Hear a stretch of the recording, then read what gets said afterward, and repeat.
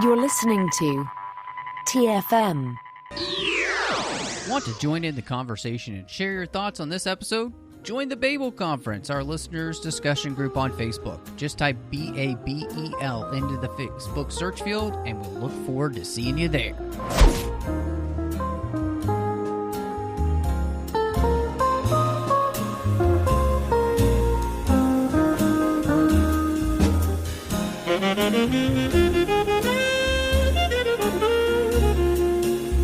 Well, hello and welcome to TFM's local watering hole, and so excited to be back with you as we're recording. It's going to be a huge week for the 602 Club because we're going to be celebrating 400 episodes, and with me, as she is every single week for the most part, unless, you come down with a Pandoran flu, it's the one and only Christy Morris.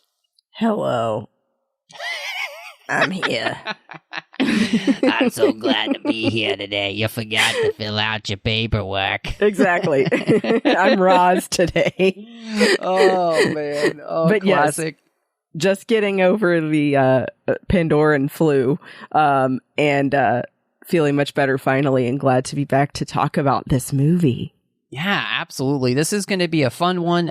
It's interesting because as we're planning the schedule, I didn't realize that they were going to be putting Avatar back out into theaters. We just knew that the new one was going to be finally coming out in December. And so I thought, okay, we should finally probably talk about that. So we'll probably, you got to talk about the new one. And so, But we got blessed because it got put back into theaters, and now we're going to get to discuss that for episode 399 here. Before we do that, though, got a couple things for you. One is that because we're celebrating 400 episodes, I thought it'd be fun to kind of do a giveaway, and I've got two posters. One is the Avatar poster from the re-release here. It's really nice, as well as a poster from the biggest movie of the year, Top Gun Maverick, and I'd love to give those away to you. To enter, the only thing you need to do is you need to help us out by giving us a review and star rating over there on Apple Podcasts. It's been a while since that's happened from anyone, and so we're going to take all those new reviews in, and we'll just draw a name from those. And so what you need to do is you just need to make sure that you write us a review and you give us a star rating there, and we will draw a winner, not with episode 400, but we'll do that with episode 401, and that way people have time to actually give us some reviews and ratings here. So we've got the next week, and so please go do that for us. We say that so many times, and I just want to explain why podcasts say that. Apple is still the biggest system for anyone to get podcasts. If we look at all of our stats, they're still getting drawn from the Apple system, whether that's from Apple Podcast or from one of the other, like through iTunes, or I guess it's Apple Podcasts even now on your app, on your computer. So, but that still tends to be the biggest system, and the algorithm draws off of reviews and ratings. And so the higher reviewed and rated podcasts are the ones to which get put into those algorithms when people are searching for podcasts. So you can help us out if you want us to continue and last and be able to continue to grow as a podcast, which we would love to be able to do. Doing that for us is the best way, the free way to help us out. And so please go do that, and we'll reward one of the listeners here with those posters. Now, it is for the USA only.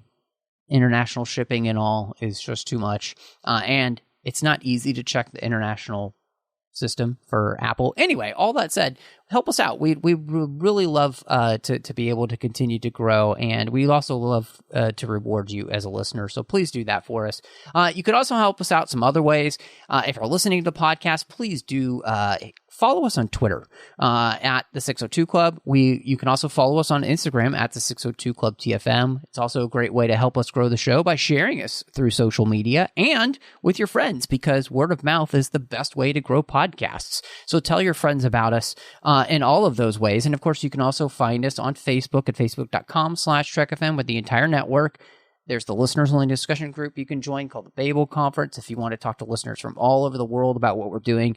And, of course, Trek.fm is our main website where we're with the entire network, and you can see all of the shows we're doing.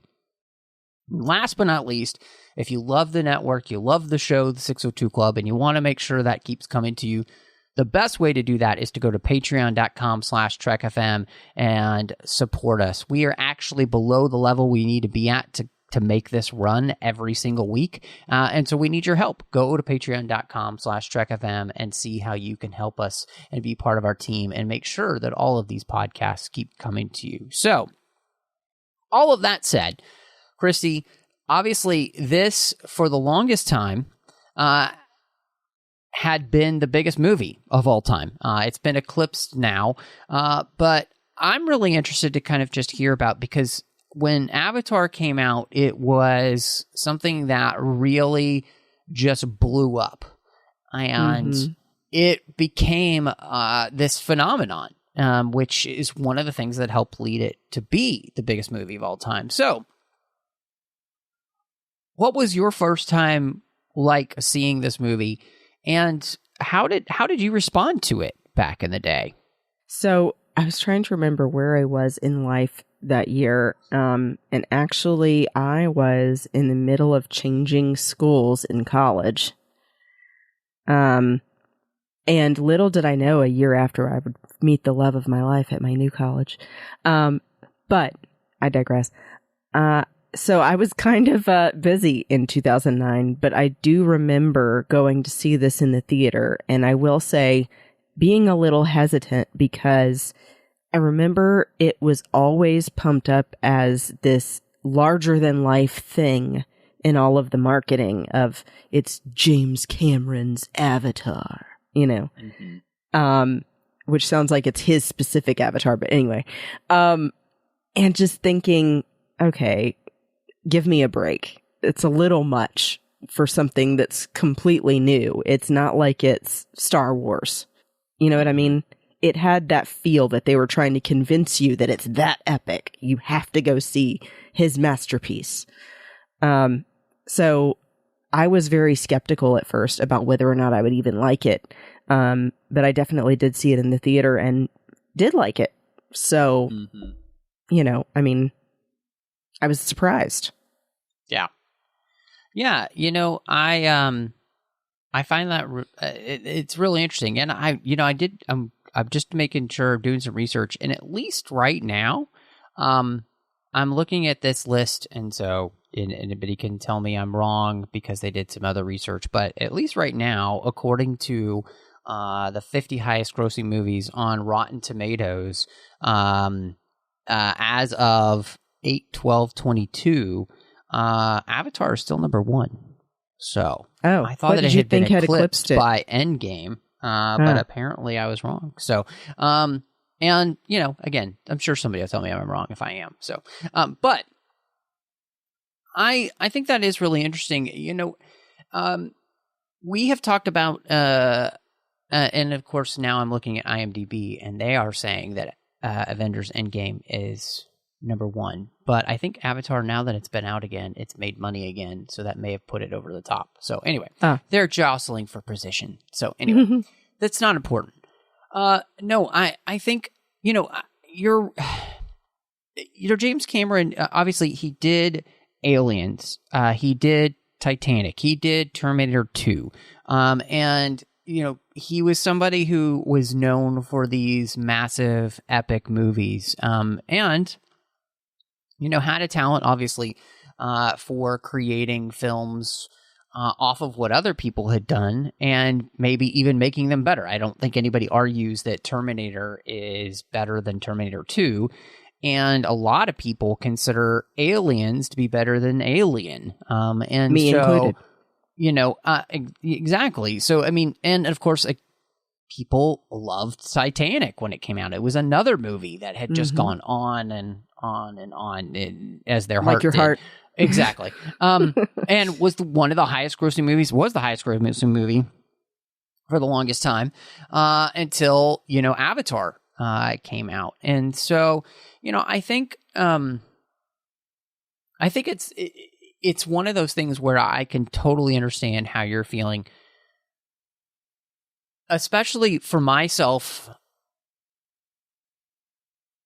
I've liked James Cameron movies, but I would never say that James Cameron movies have ever been my favorites. And I've always been a little bit more critical of him as a director than I think a lot of other people.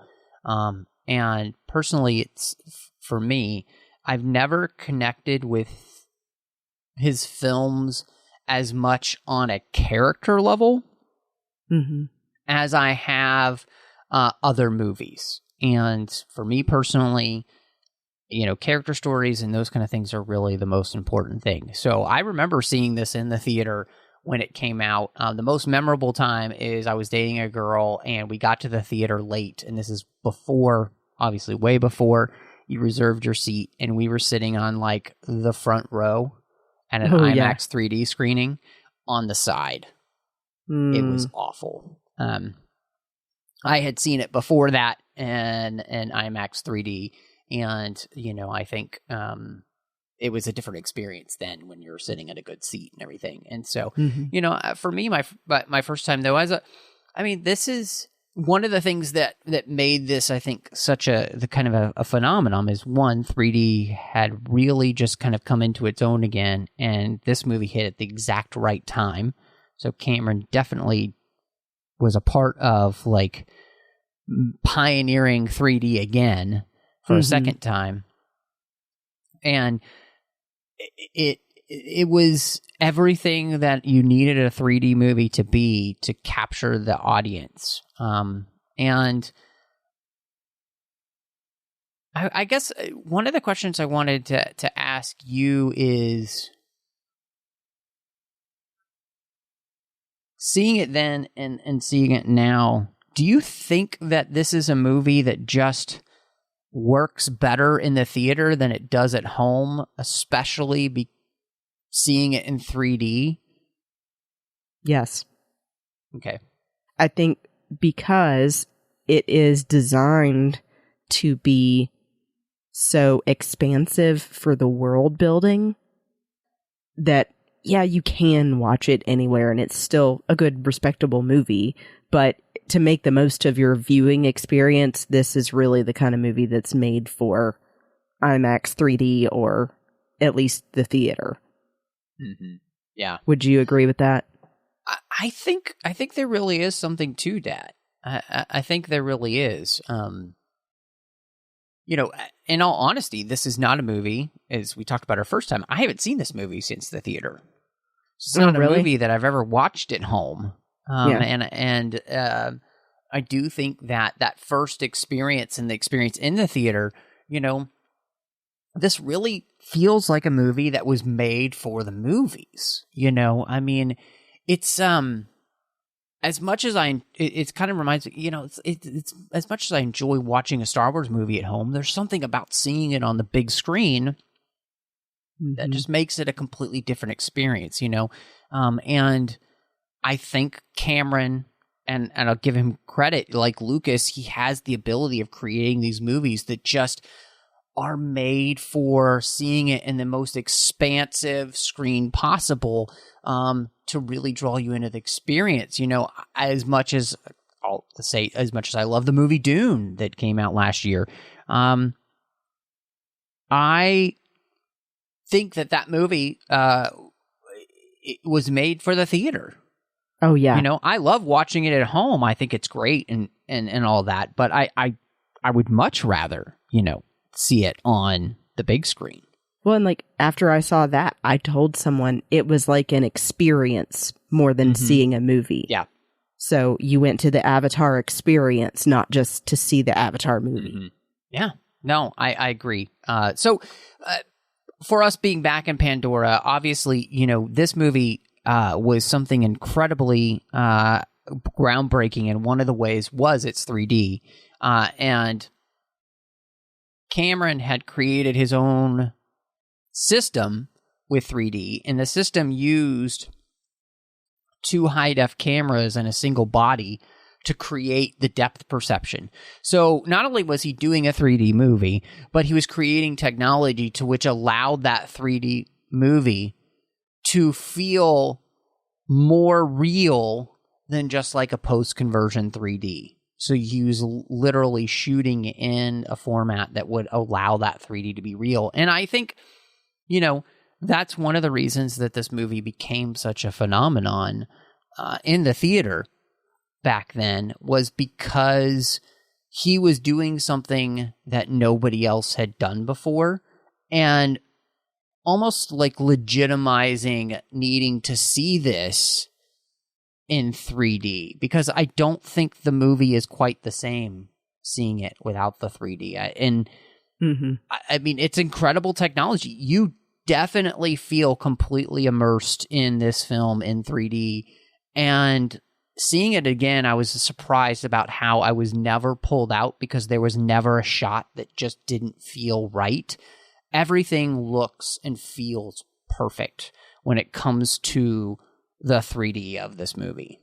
Yeah, I think the biggest thing that they needed to focus on, and that is still relevant, is the technology piece of it. That this is, especially for people that are cinephiles, huge. And it's such a difference if you compare it viewing something that was not shot in 3D and then was later, like you said, changed over to be in a 3D viewing format, versus then this having been shot in 3D and having this additional type of filming style to capitalize on that even more. So it does, like you were saying, like if we think about how horrible some of the scenes were from Mission Impossible 2, where you could very clearly pick out where like the 3D doesn't work. There were no things like that in this movie at all. It's very seamless in that aspect. And you can tell, even if you don't know a lot about cameras, that there's a difference. Yeah. Yeah, that's a great point. And I 100% agree with you. I mean, one of the beauties of what Cameron did here was they were supposed to film this earlier in the mid 90s and like mid 1997, I think. And they were going for a release in 1999. And Cameron had been working with Digital Domain, which is effects house he'd been partnered with, and he just didn't feel like that this was ready and that the technology was ready. And I think there's something to me that's really fascinating about that. And the fact that he knew that that was the case, and he was willing to spend the time to make sure that it needed to be what it needed to be so that it would look right, was really smart. And I mean, he spent years working on the technology for the motion capture specifically so that he could make sure that this would look the best that it could on screen. And, I think, even seeing it now, that's one of the hallmarks of this movie, is the fact that it looks consistent in its effects from start to finish, which might be one of the most important things possible in a film with a lot of special effects. Mm-hmm. I think all of us have watched a film before that has a lot of special effects, and there's a scene where one of the special effects doesn't work, and it pulls us out of the story. And the beauty of this movie, and I would say the thing that it is best at, is that every single shot is consistent from start to finish in the film, so that there's never a moment where I feel like something isn't quite right in my brain. No, every effect and the entire effect of the movie is consistency. And therefore, I'm never pulled out because something just doesn't feel right. And I think there's something really impressive about that. And this is not a slight, but in the end, I feel like that makes this movie feel like the ultimate video game film, because it feels like a video game cutscene. Because there's everything is so well crafted that you can never really tell what's real and what's not in the film, which is exactly what you want. But there is this sense, especially now as we rewatch this movie, the effects are at a specific level, and everything you can tell it is computer generated. But it's so consistent that in many ways that doesn't matter. Right. And so the greatest highlight of this film, I think, is, like you said, it's the technology. It makes this movie what it is. And it's still very impressive, because I think recently there's only been one movie where I've really felt that, where the effects and the world building and everything felt consistent from start to finish and never drew me out. And one of the few that I can think of is Dune. Yeah. Yeah. I think that, just like you said, it has to be consistent and it has to be good here, because none of the locations are real. It's all relying on the effects and the camera work and, what you can do to make it look visually as best as possible, because it's not like they're able to film on location. Right. So, yeah, I mean, and I will just say one more thing about it, just to draw a comparison for people. I think about the effects of recently when we were talking about the first Men in Black movie with the creature work, and how for its time that was groundbreaking for the effects. But then you compare it to this and it's like, oh my God, that's terrible. Yeah. No, I mean, I agree with you. I mean, and that's a great, I love that the transition, the idea you're mentioning like the world building here. And, one of the things that they do spend a ton of time on before they did this movie was the world of Pandora. The Na'vi themselves, the language, the plants, the animals, the makeup of this world. How it's all connected. How, everything about it. And so I am wondering for you, because that I think is an absolutely important part of this movie and how it works. How does that work for you with all of that world building of Pandora itself? I think that was the coolest part, honestly. I mean, I think that it had to look realistic. It had to suspend your disbelief enough to where you would accept where you're going is a possible place that humanity could go to, and that they're explaining you're getting there through, cryogenic freezing, basically, to last the amount of light years it would take. But they really thought about how the ecosystem would be put together. And I love that they don't really fully reveal until the very end how, they have Sigourney Weaver's character talk about the connections being, 10 to the fourth, whatever, between every tree root to the other trees. And that it's this even more symbiotic place than we could ever imagine Earth being. And then they show you that by actually doing some sort of reveals here and there visually, with like the seedlings or whatever that float through the air that they say are like messengers from Awa. I think that they just really immerse you so much into this, and it clearly took a lot of inspiration from nature that we know here, and then did something different with it. Yeah, I agree with you in the sense that this movie and the consistency with the technology, I think there was a consistency in the world building here with the the Na'vi and then all of the animals and plants and everything on this to kind of create something that your brain was like, okay, with what they've shown me so far, that makes sense. I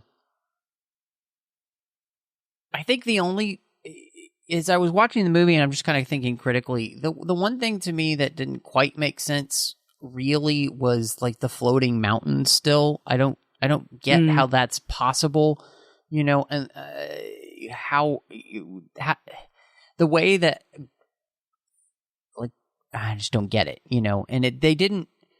I kind of wish in some ways that there had been some explanation for that, like that it had to do with maybe the unobtainium, like that creates in this area, there's a large amount of it or something, and then it creates this, field which causes these mountains to float or something. I don't know.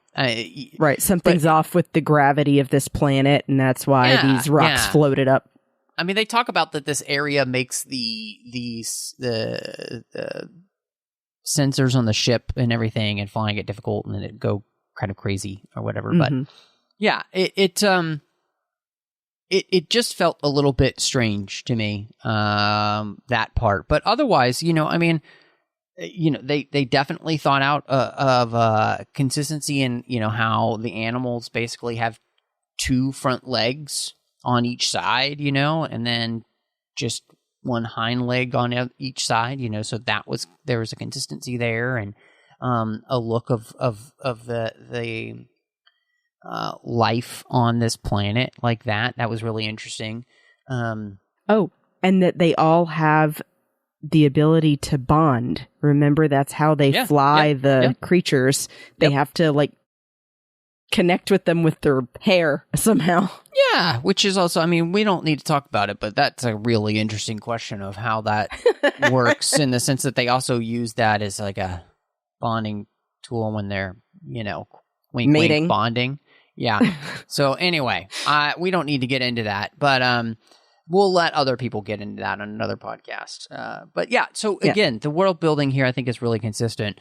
And I think that's one of the things, though, where the effects themselves are so consistent, and yet there's also a place where the effects still, with the creature creation, not the Na'vi themselves, but the creatures themselves, they always feel slightly more plasticky, I feel like, than you would want, instead of like real like flesh that you can like touch, and I think part of that is that everything in this jungle, there's very little, there's no fur really. It's all just like taut flesh, and I think that was harder for them to do. And even the Na'vi themselves feel less like almost plasticky, they feel a little more real. But I again, it's a testament to this film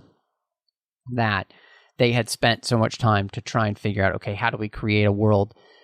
Technologically, we need it to be consistent so that we're not pulled out effects-wise. Right. The same thing in many ways with Pandora itself. You need it to feel consistent so that your brain just kind of accepts.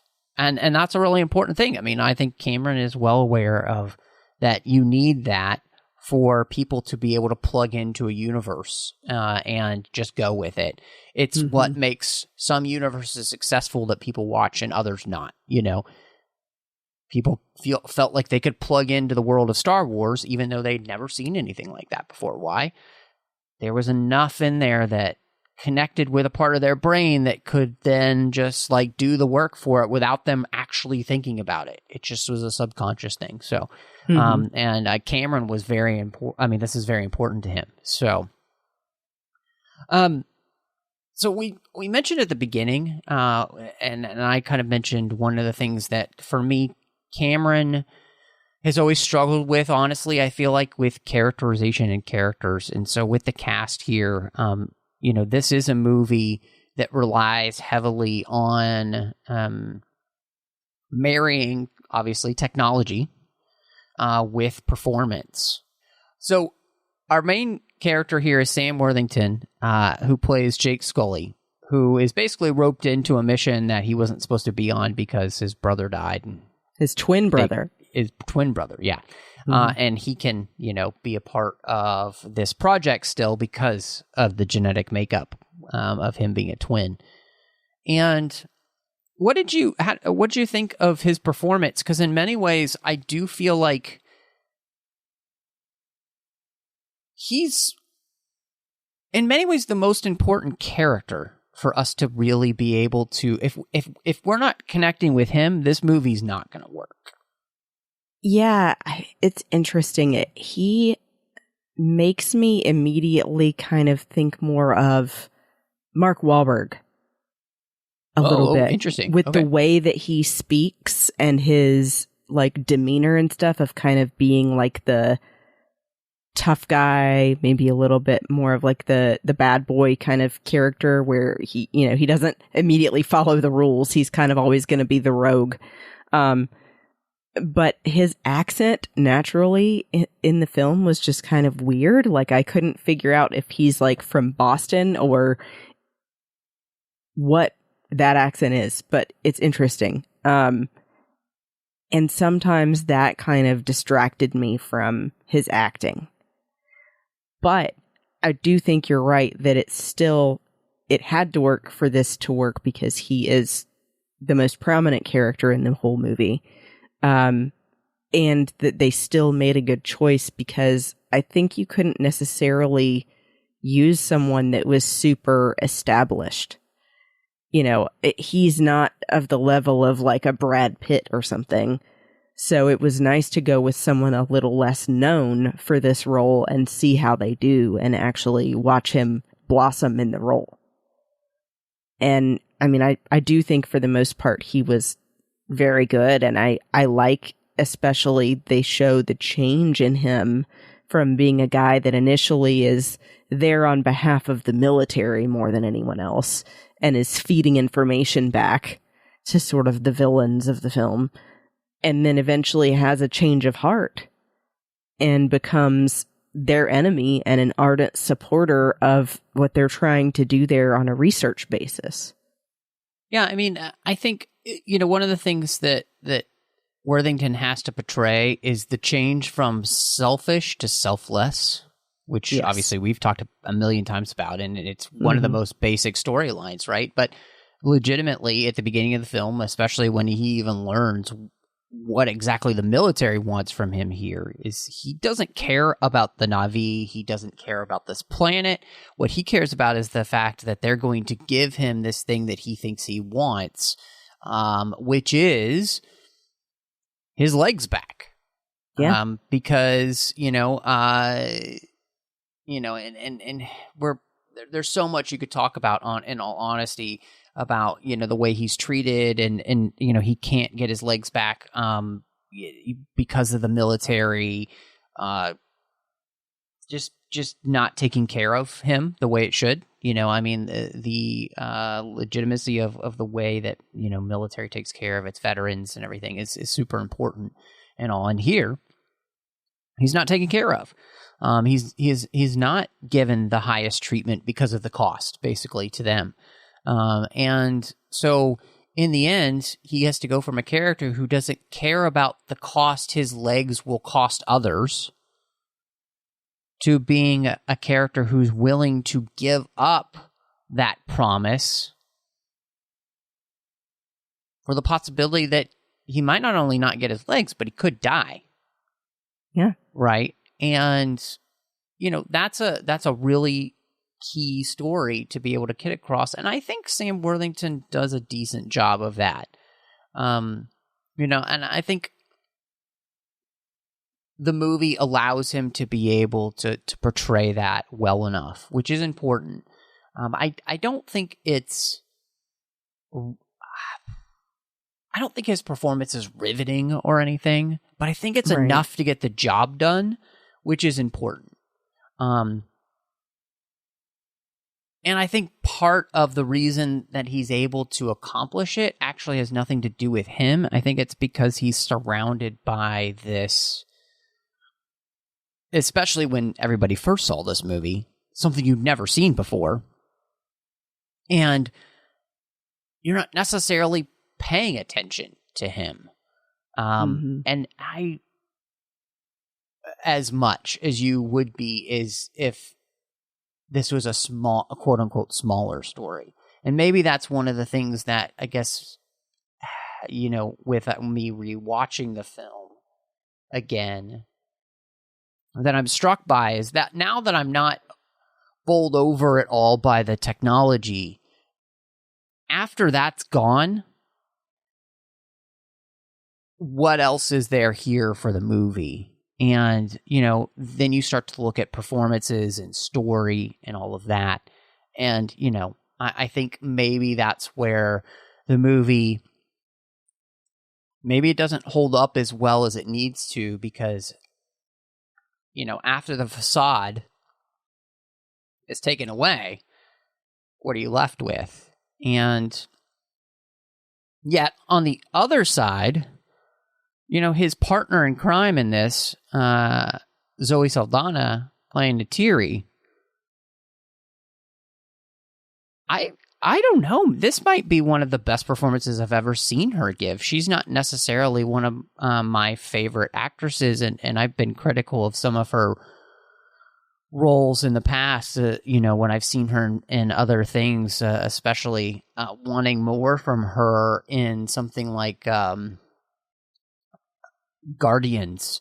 But I thought that she gave one of her better performances in this film. I thought she did a very, very good job playing Natiri and all of the gamut of emotions that she has to go through. Yeah, I'm with you with that 100%. I do think that I would say probably her best role to me would be Star Trek, the new films. But this was, in comparison to that, also good. And she really gets across the whole vibe that they need for Natiri of being the leader's daughter and stepping into those shoes. And, the reluctant teacher for Jake.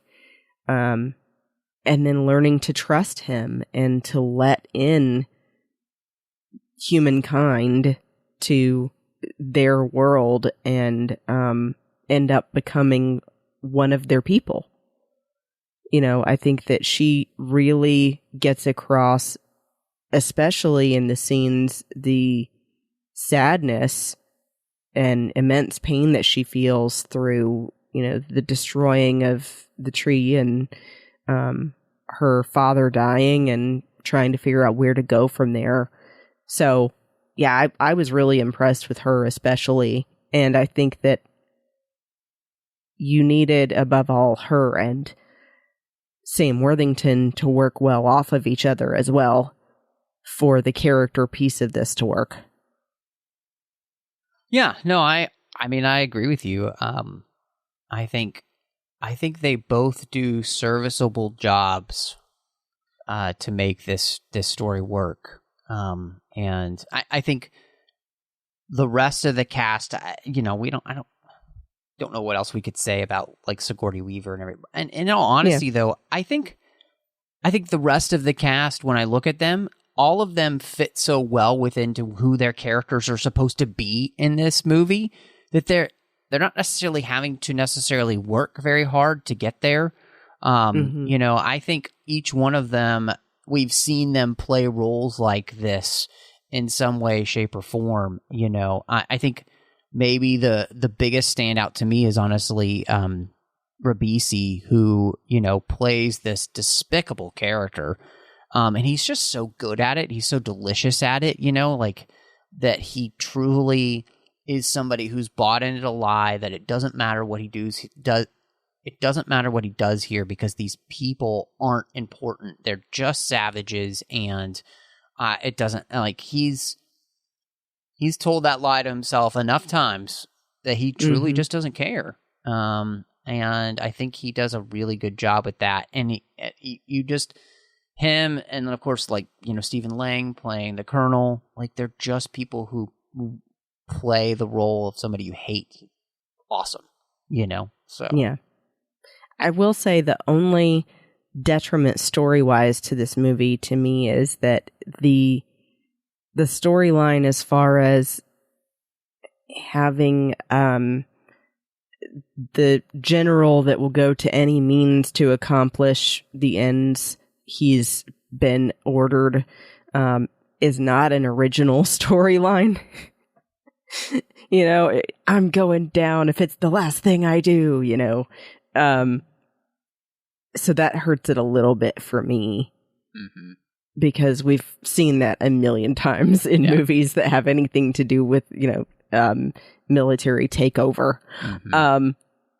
But otherwise, I think that they do all do a good job. And I mean, it's still an original idea as far as how they get there. Mm-hmm. Yeah. No, so you hitting on the story, I think, is so important, because I think one of my biggest criticisms of the film is that if you strip away the facade of all of the technology, what you are left with is a story that we've seen a million times. And I don't know if it's necessarily all that interestingly done. So, you know, with them, the setup is that Earth's natural resources have been depleted, and this corporation, the RDA, Resources Development Administration, they found this valuable mineral called unobtainium, which might be one of the worst possible names. I mean, talk about lazy. So bad. It's so bad. I mean, unbelievably stupid name. And so they find it here, and of course, this whole film is about that whole idea of, like, you know, what you'll do to obtain what you shouldn't obtain, or, you know, shouldn't have because it shouldn't be yours, or, you know, and the consequences of, like, there's just, in the end, though, really what the story is that this is Pocahontas Fern Gully. I was going to say Fern Gully. You know, and they even, you know, Cameron himself even said this story is very much Pocahontas. Mm-hmm. And I just don't, I think the problem is that the story itself doesn't do a good enough job of supporting the rest of what they created. The technology, the world that they've created, everything else. It just doesn't feel interesting enough to support me wanting to kind of come back. And I think that, the story here just really lacks that something special that makes the movie stand out beyond the fact that it stands out in 3D. Well, okay, in its defense, playing devil's advocate, though, I will say, for me, the one thing that saves it out of all of that is the aspect of it being through the eyes of a humanoid avatar. That it's got that different angle of viewing all of this, because this is something I don't recall seeing in any other movie prior, that we're not exploring it as humans in spacesuits. We're exploring it as a brain connection to a genetically engineered body. Mm-hmm. Yeah. And then they also find a way to import Jake's consciousness into that body. Mm-hmm. Yeah. So I think that's the one thing that's the magical piece to me that then makes me interested for more, is that what they're going to continue to do. Yeah. I mean, I can definitely see that. And I can definitely see how that it does definitely have something interesting there with the whole idea of them, with the story that on Pandora everything is interconnected, and basically the interconnection of this entire planet is the ultimate hive mind, Right. Not Borg-like, but like they basically took the idea of the aspen tree, which is all groves of aspens are actually just interconnected. They're all connected to one another. They took that idea and then they just exploded that to basically be an entire planet, which is interesting, right? Of course, then you can get into all the themes and everything of symbiosis and interconnection and how we are connected with nature, all that stuff, right? So yeah, I do think that does create an interesting element to the story for me.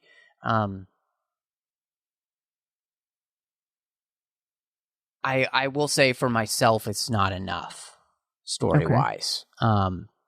But I think you make an excellent point, and I think that's probably I think many people would have maybe agree with you more than they would me, maybe. So I could be in the minority. So, but that's definitely. I mean, it is a very good sci-fi idea, basically.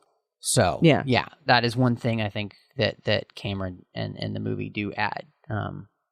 So, but I mean, to your point, and I agree with you on. Without that, I think it could have been reviewed very badly because it would just be called derivative otherwise. Well, and I mean, I think that's the thing too, is that, and I guess since we're coming back to this movie and we're rewatching it and everything, I think that's the thing that just really struck me, especially about the story, which is, the technology itself still holds up. I was still immersed in the 3D. I thought all of that worked really well. Again, I talked about the consistency and everything, but the rest of the movie felt lacking for me because the story itself, I don't find interesting. I don't find compelling, and part of, you kind of said it. It's like, I've seen this before. And so once I've seen the technology part, well, when you strip all that away, you do need the story itself to be, something that holds water without the technology, right? Right. And so I think that's the thing for me. And part of that, like this movie is full of messages. I mean, we touched on a few of them for a second, but I mean, we got the idea of environmentalism, and how we treat our environment and other environments, right? We've obviously destroyed Earth. We don't see Earth here, but apparently it's not going well there. So we're on other planets trying to get the resources from them.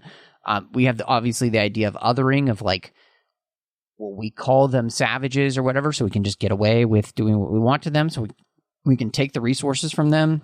Talk symbiosis, exploitation. I mean, the list goes on and on and on in this film, which I think is something I always love. But I wanted to ask you something, especially rewatching this.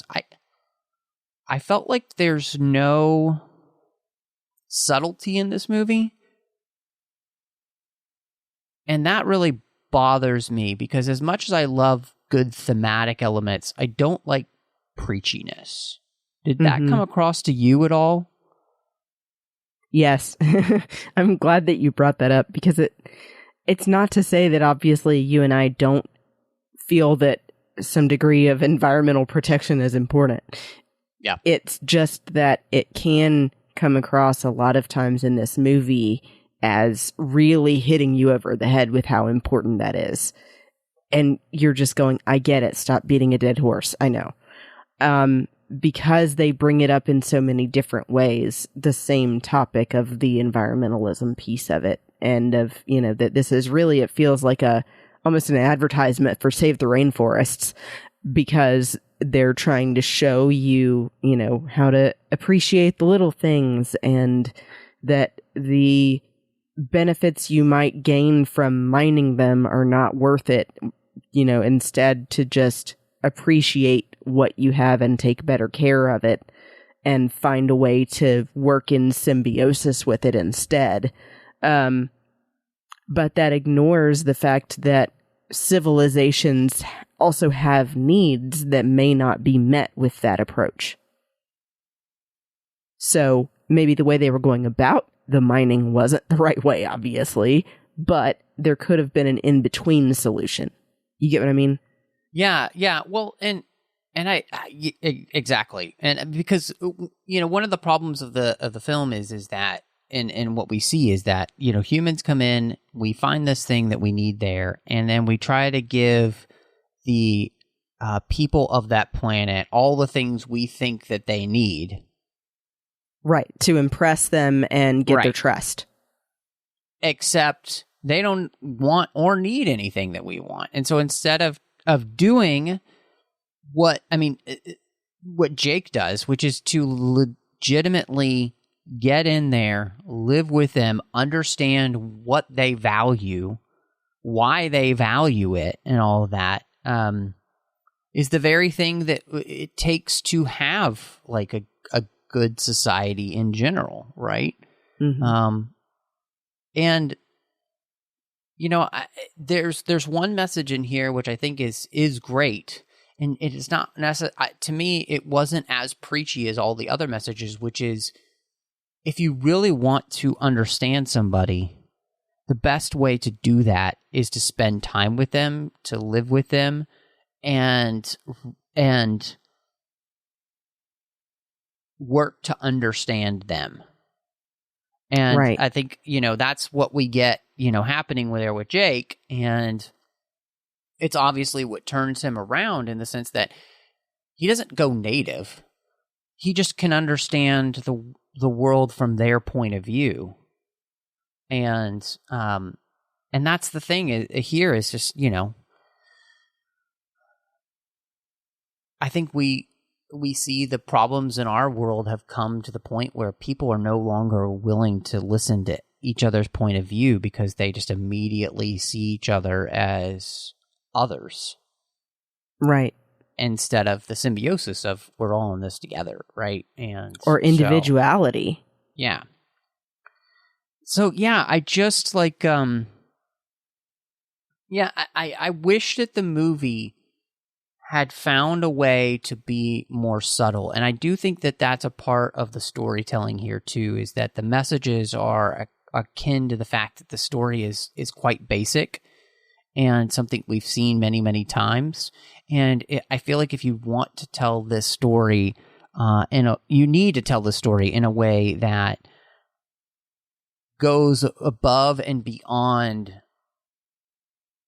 in its storytelling, so that the messages just don't feel so kind of blunt force trauma. Mm-hmm. And that the focus was so much on the effects, maybe, yeah, and not the story. Yeah, I agree. Yeah, and that means that what you're trying to say is a lot less nuanced and thought out, and it's more, I think this movie suffers from something that we talk about all the time, especially in its messaging, which is it's telling and not showing. A lot of times, like we don't get to see Earth at all. I think actually that some of the time of this movie should actually have been spent on Earth, just to give us an opportunity to understand, just by seeing Earth, what's gone wrong. Mm-hmm. We're just told, though, by Sigourney Weaver's Grace that, we screwed up Earth, and now we're here screwing up this planet. Mm-hmm. And so there's some of those big things that I feel like, again, rethinking a little bit of this and just altering it slightly, you could make it feel so much more impactful. Because you just, and I think another part of that is that you do have Ribisi's character and the Colonel. I mean, they're just so mustache twirling and like again, there's not a lot of nuance, and it's just kind of this black and white thing. And we know life is so much more complicated than that, Right. Which, anyway, so, yeah, I guess we could probably keep talking about that, but I just wish the messaging had been less preachy. Yeah, I completely agree with that. I do feel that every time I watch this movie, and I think that you said it best when you said that it had no subtlety, that it was so pushy about a couple of big themes and didn't make room for really exploring anything more than that. So obviously, too, we do get a score here by James Horner, who also scored Titanic, and did a great job with that for Cameron. And so his score here, how did that work for you? Because a big part of, I feel like, this movie is the way in which they are trying to create these different sounds in the score to bring alive this world. And as we know from, our discussion of movies over these last few years, what you hear audibly in a soundtrack can either make or break that working. Oh, for sure. And I think here it doesn't feel like it stands out to me, I guess is what I would say. I think not in a bad way, but basically I feel like the score here is very natural for the environment. It does feel that a lot of time was spent to make sure that it fit the very like native wild kind of feel that they're going for with a lot of the scenery, and with the the vibe of the movie kind of being like a Pocahontas or a Fern Gully. It fits. It just didn't feel to me like a stands out in my mind score that I want to go back to listen to on its own, or have like a specific song that I think of. It was really just more like a great background. Does that make sense? I don't know if you felt that way, or you're more of the score person, I will say. Mm-hmm. No, I think that's actually a good way of putting it. I think that this score does a good job of creating the audio milieu needed for you to feel comfortable in the world that they've created. And I think the theme is decent. I don't think that there's anything about the score that truly, like you said, makes it stand out in the sense that I'm like humming it in my head.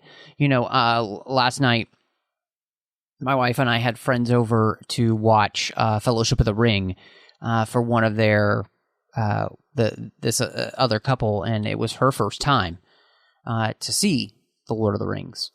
And yet, one of the things about those films is the music. Howard Shore's score for those films is so memorable.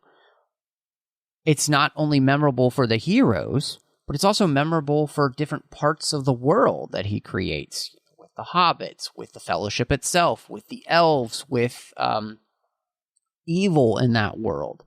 Mm-hmm. And so, yeah, I think this is good. I don't think it's great, but I don't think it does a disservice to the movie in any way. I think it helps the movie. It gives it what it needs, but it doesn't stand above the rest. And so, yeah. Which, this is a question that I've been trying to kind of... How this movie holds up, because we know that we have 3 more of these movies coming. One of them's coming out in December. Wait a minute. And I didn't know this. Yeah, I knew there was 3 more one movie coming. Yeah, supposedly. So, well, I guess, yeah. I guess part of this, how it holds up. One, what do you think the legacy of? Maybe we might have to tackle this in parts. But what do you think the legacy of Avatar is? Do you think there's a legacy? How how do you think this movie has held up over all of these years, especially now rewatching it? I do think it holds up, because I think that it's still got just enough that was unique about it and was groundbreaking for its time to remain interesting to people even this many years later. I mean, I will say the ride for this movie at Animal Kingdom is still the best ride at that park. Flight of Passage. Have you ridden it? I haven't gotten a chance to, but I've heard it's great. Yeah. So it's like getting to live in the movie.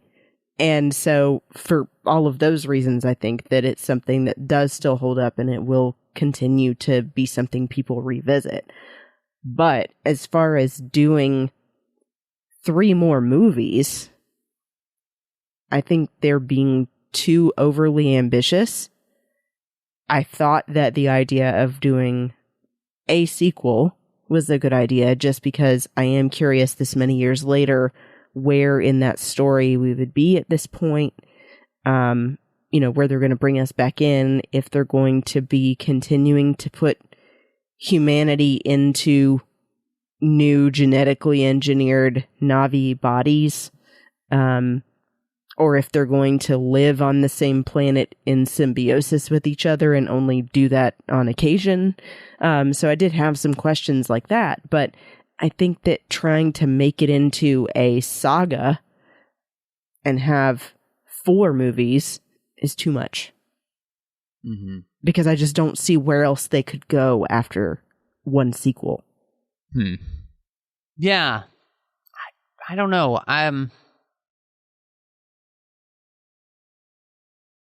So how this movie holds up, I think I don't know how well it holds up. I think I say that because of the things that we talked about here, where it's. I don't think there's anything to really hold on to in this movie beyond the spectacle in the theater. Mm-hmm. And because this is never a movie that I ever wanted to watch at home. Because the story never hit me in a way that made me wanted to rewatch that story, regardless of whether I got to see it on the big screen or not. And I think that's the difference between like this and Star Wars, this and Dune, this and, I mean, just name it. The movies that you continually go back to in different world building films, because you're compelled by so many other things other than the spectacle. Mm-hmm. There is some story element. Mm-hmm, yes. And so that's why, to me, I don't really think that this movie holds up all that well. And I'm not sure, and this is going to be the big test, is how does that hold up for not just the sequel coming out, but the other 2 sequels that Cameron wants to do? Do people care enough to want to come back over and over again to Pandora? And I don't know. I don't know the answer to that. All I can answer is for myself and to say, in all honesty, if we never got another Avatar movie, I would never have cared. Ouch. You know? Okay. You know? Like, I just wouldn't have. Yeah. Because it was an incredible theater experience. I think that we talked about it, the technology, the consistency of the effects work and everything like that, all still looks great, especially re-seeing it in 3D IMAX again. Totally, all of that works. But what doesn't work and what doesn't transcend it for me to ever really wanted to see it beyond that again, I would, if I never saw this movie again, I will never be sad. So I don't know, how that looks for the future when it comes to Avatar. Which I guess leads me to a very important question for you, Christy, which is, if you were going to rate Avatar, what would you rate it? And see, after the stuff you just said too, it actually kind of changed my rating a little bit, because I thought about why have I not watched it again in so many years? Because you're right. I mean, it's not something that I just readily go, oh yeah, Avatar, we should pull that out tonight. So that actually goes down a little bit for me.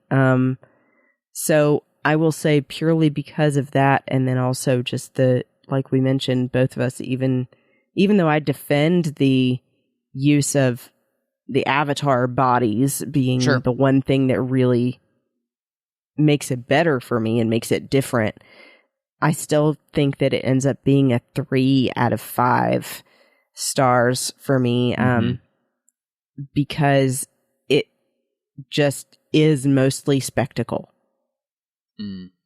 It does have some good things, but yeah, ultimately it's not something that I've watched probably in 10 years after I really think about it. So it's like, why didn't I? Well, that's probably what it is then. It's just that the story itself didn't have quite enough to be super memorable and set itself apart enough from other world building films. Yeah. So what about you? This is a really interesting question, because when I went to look back at what I had rated it, it was a 2. When I came back from the theater, I felt like it was a 3. But as we've had our conversation, I'll split the difference. It's 2.5 out of 5 stars. And I just, for me, look, I'm not here trashing the movie or anything. I think I had some really wonderful praise for how the movie, the ways in which I think it does still hold up. But I think the overall, looking at the movie holistically, it's a beautiful video game cutscene. And that's kind of how I feel about it when I think of the weight of the film story-wise. And for me, personally, it is just obviously, it's just my opinion, but film comes down to how I connect with character and story and theme.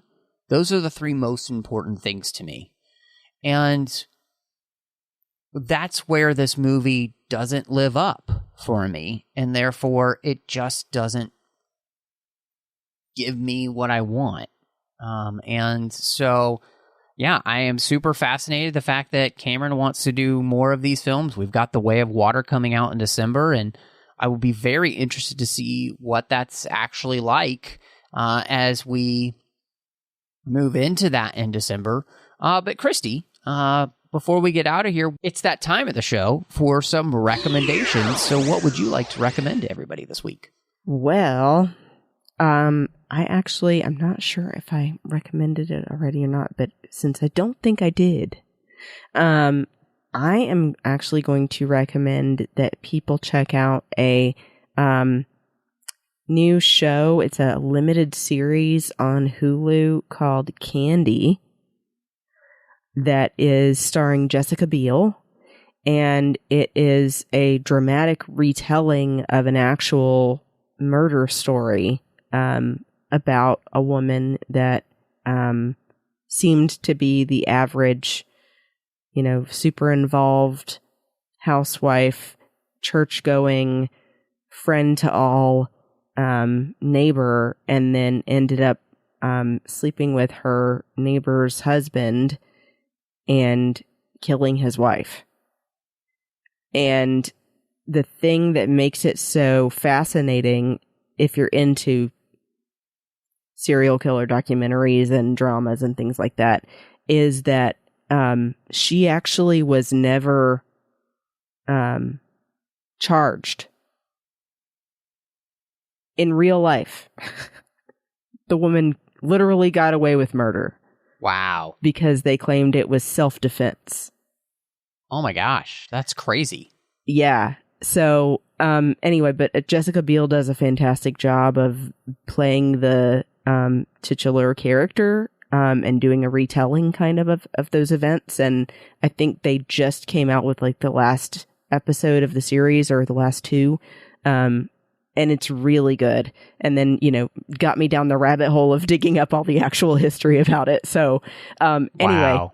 I highly recommend checking out Candy on Hulu. It's super creepy. And during October, it's creepy month. So, Yeah, it absolutely is. So, I'm going to recommend something to everyone that I've really been enjoying watching, and so is my wife.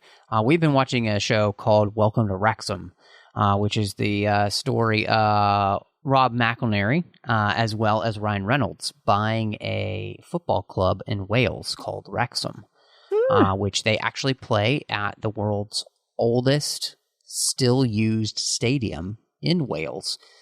It's on Hulu. It is such a fascinating show. Learning more about Wales and the culture there in Wales has been fascinating.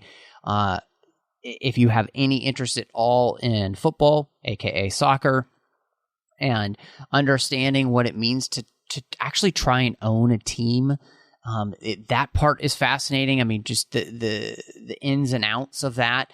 And it's also a human story because it's really about this team, these players, this town, which the lives of the people in this town revolve around so much, and it's just a really interesting way of exploring how sports can have such an impact on our lives for good or for ill. And it's just, the whole thing has been wonderful and really, really interesting.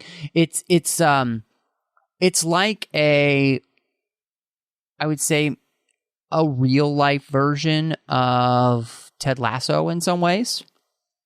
And so if you like Ted Lasso, this is real life. These guys actually bought this team and they're trying to run it and they're trying to get the team promoted and all the things that, you've kind of seen the fun version on Ted Lasso, them dealing with, they're dealing in real life. So it's just been great. So I definitely think people should check out Welcome to Wrexham. But Christy, before we get out of here, where can people find you if they would like to catch up with you and see what else you've got going on? You can, of course, find me on Instagram and Twitter at BespinBell, and, of course, on Facebook in the Babel Conference. And if you are interested in checking out a closed show that I did with my friends Amanda and Teresa, it's called Sabers and Spells on the Skywalking Through Neverland Network. So I hope you'll check that out as well. But, Matt, where can people find you? Well, of course, you can find me all over social media under the name MattRushing02. So Twitter, Instagram, Letterboxd, Vero. Please, follow me any of those places and get in touch with me. Would love to hear from you. Of course, I'm also here on the network doing a bunch of different shows. One is called Literary Treks. It's about the books and the comics of Star Trek. Warp 5 about Star Trek Enterprise. The Orb about Star Trek Deep Space Nine. The Artificial Tango about Star Trek Picard, and Saddle Up about Star Trek Strange New Worlds. And then over on the Nerd Party Network, I've got two shows. One is a completed show I did with Drea Kaufman called Owl Post. We talked about every single chapter of the Harry Potter series, one chapter at a time. And last but not least, the great John Mills and I do Aggressive Negotiations, which is a Star Wars podcast that you just have to check out. But thank you so much for joining us. And y'all come back now, you hear?